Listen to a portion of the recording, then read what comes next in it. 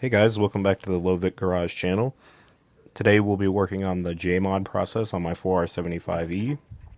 Let's get into it. First I'm just going to take a look at the damage that the goobers at the junkyard did to it when they were draining it. They punched a hole in the pan, and when they punched the hole in the pan, they used an air hammer with a chisel, and they punched in there so deep it broke the internal wiring harness, damaged the connector for the solenoid pack, and put a huge indent in the valve body. But regardless, let's get started. So once you take the pan and the filter off, you're going to see the 1 to 2 piston accumulator. You want to pop that snap ring out and then pull the cap up. And once you have the cap out, you remove those top 2 springs. And then you replace that cap, put the snap ring back in, and you're good to go. Some people say that removing the springs completely is too stiff. I'm just going to go for it and see how it turns out. If it is too stiff, I guess Mustang springs are better. Our next step moving forward is we're going to take the 8mm bolt out of the rooster comb spring. Put that in a bag, put the rooster comb spring in the bag with it just so you keep track of it. Then at that point you want to remove this 8mm that holds in this retainer bracket.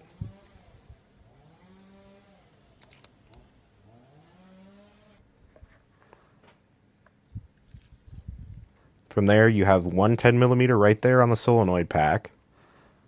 And if you go over to the other side, you have an 8mm bolt on the other side.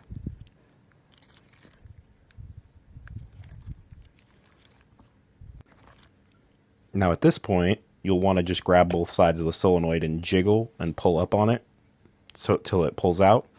The O-rings are just what holds it in place, and it'll be the same for this little solenoid here.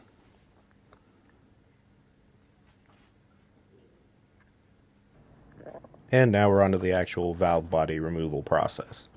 So here what I'm showing you is that you have shorter and longer bolts. The longer bolts are on the thicker part of the valve body, and the shorter part, the shorter bolts are the ones that go around the perimeter. Make sure you keep those in separate bags. Here I'm just pointing out where all the longer bolts are going to be. And then here are all your shorter bolts around the perimeter. Just pointing those out for you. All of these bolts that you're going to be pulling off are 8mm. If it's a 10, leave it alone. And now we're actually going to be drilling the separator plate.